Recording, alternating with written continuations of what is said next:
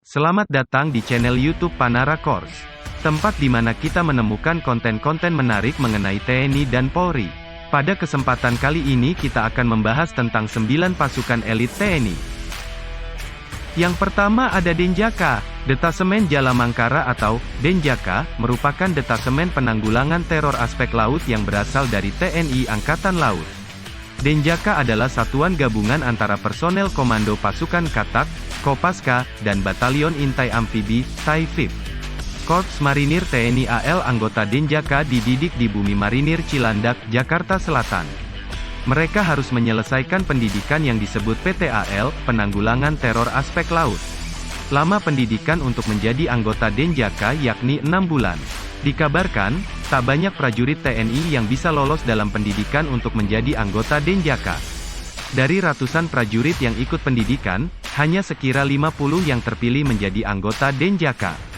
Sebabnya, anggota Denjaka wajib memiliki IQ tinggi dan harus kuat menjalani latihan keras dan mengancam nyawa. Detasemen dengan moto Satya Wira Dharma ini dikhususkan untuk satuan anti-teror walaupun mereka juga bisa dioperasikan di mana saja terutama anti-teror aspek laut. Berdasarkan informasi yang dihimpun, satu anggota Denjaka setara dengan 120 prajurit biasa. 2. YONTAI-FIB, Batalion Intai Amfibi atau YONTAI-FIB, merupakan satuan elit Korps Marinir yang memiliki spesialisasi dalam operasi pengintaian amfibi dan pengintaian khusus. Kesatuan ini sebanding dengan halnya Grup 3, Sandi Yuda Kopassus dalam jajaran TNI Angkatan Darat. Dahulunya satuan ini dikenal dengan nama KIPAM, Komando Intai Para Amfibi.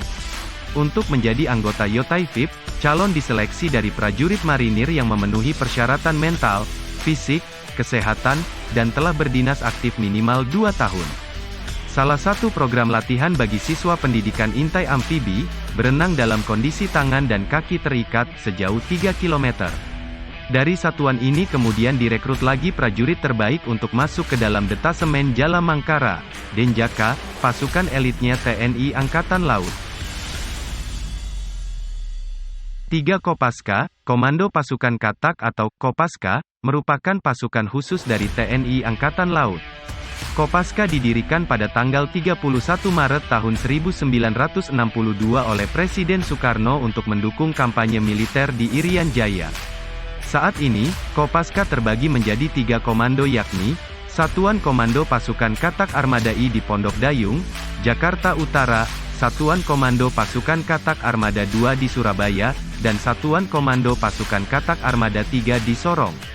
Tugas utama dari pasukan ini adalah peledakan, demolisi bawah air termasuk sabotase penyerangan rahasia ke kapal lawan dan sabotase pangkalan musuh, torpedo berjiwa, kamikaze, penghancuran instalasi bawah air, pengintaian, mempersiapkan pantai pendaratan untuk operasi amfibi yang lebih besar serta anti-teror di laut, maritim counter-terrorism.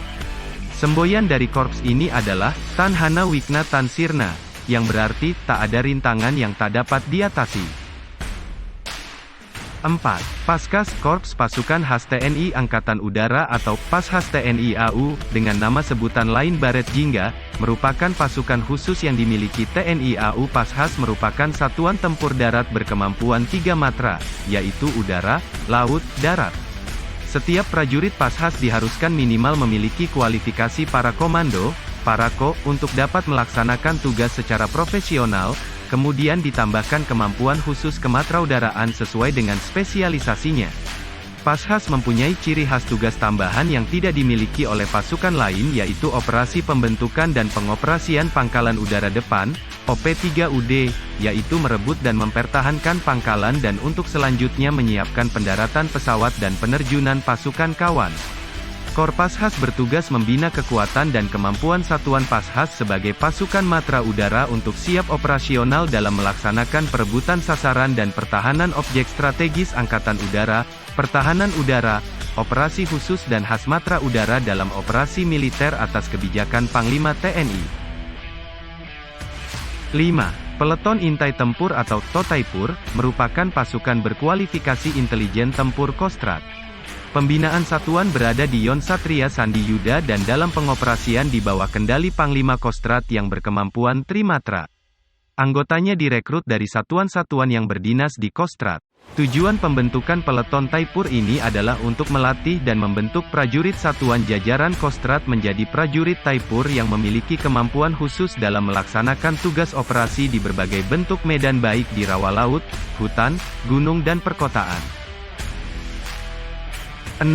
Komando Pasukan Khusus atau Kopassus, merupakan bagian dari Komando Utama, Kotama Tempur yang dimiliki oleh TNI Angkatan Darat. Kopassus memiliki kemampuan khusus seperti bergerak cepat di setiap medan, menembak dengan tepat, pengintaian, dan anti-teror. Tugas Kopassus Operasi Militer Perang, OMP, diantaranya Direct Action serangan langsung untuk menghancurkan logistik musuh, Combat SAR, anti-teror, Advanced Combat Intelligence, Operasi Intelijen Khusus. Selain itu, tugas Kopassus Operasi Militer Selain Perang, OMSP, diantaranya humanitarian asistensi, bantuan kemanusiaan, AIRSO, operasi anti-insurgensi, separatisme dan pemberontakan, perbantuan terhadap kepolisian, pemerintah, SAR khusus serta pengamanan VVIP. Dalam perjalanan sejarahnya, Kopassus berhasil mengukuhkan keberadaannya sebagai pasukan khusus yang mampu menangani tugas-tugas yang berat. Beberapa operasi yang dilakukan oleh Kopassus diantaranya adalah Operasi Penumpasan DITII, Operasi Militer PRRI, Permesta, Operasi Trikora, Operasi Dwikora, Penumpasan G30 SPKI, Pepera di Irian Barat. Kemudian, Operasi Seroja di Timor Timur, Operasi Pembebasan Sandera di Bandara Don Muang Thailand, Woyla, Operasi GPK di Aceh, Operasi Pembebasan Sandera di Mapenduma, Operasi Pembebasan Sandera Perompak Somalia, serta berbagai operasi militer lainnya. 7. Batalion Raider adalah salah satu batalion pasukan elit infanteri Tentara Nasional Indonesia, TNI. 10 batalion Raider yang diresmikan pada tanggal 22 Desember tahun 2003 itu, dibentuk dengan membekukan 8 Yonif Pemukul Kodam dan 2 Yonif Kostrad. Sebagai kekuatan penindak, kekuatan 1 batalion Raider, Yonif Raider, setara 3 kali lipat kekuatan 1 batalion infanteri, Yonif, biasa di TNI Angkatan Darat.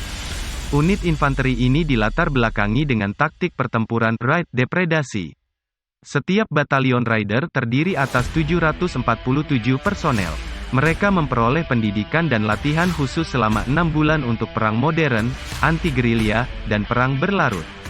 Tiap-tiap batalion ini dilatih untuk memiliki kemampuan tempur 3 kali lipat batalion infanteri biasa. Mereka dilatih untuk melakukan penyergapan dan mobil udara, seperti terjun dari helikopter. 50 orang personel di antara 747 orang personel dalam satu batalion Raider memiliki kemampuan anti-teror dan keahlian-keahlian khusus lainnya. 8. Satuan 81 Kopassus atau dulunya lebih dikenal sebagai Sat 81, Gulter adalah satuan di Kopassus yang setingkat dengan grup dan merupakan prajurit terbaik dari seluruh prajurit TNI, bermarkas di Cijantung, Jakarta Timur. Kekuatan dari satuan ini tidak dipublikasikan secara umum mengenai jumlah personel maupun jenis persenjataannya yang dimilikinya, semua itu dirahasiakan dan Sat 81 Kopassus, yang saat ini dijabat oleh Kolonel If Willy Brodus Rohadi. Diketahui beberapa tahun belakang ini istilah Gulter dihilangkan dari satuan ini, bukan tanpa sebab melainkan karena kualifikasi yang dimiliki lebih dari penanggulan teror. Satuan 81 merupakan ujung tombak pertahanan dan keamanan Republik Indonesia. Tidak seperti satuan lain yang selalu mengekspos kegiatan mereka, visi dan misi Satuan 81 yakni untuk tidak diketahui, tidak terdengar dan tidak terlihat. 9. Satuan Bravo 90 atau SATBRAVO 90, yang sebelumnya bernama Den Bravo 90 merupakan satuan pelaksana operasi khusus Korps Pasukan Khas yang berkedudukan langsung di bawah Dangkor Paskhas.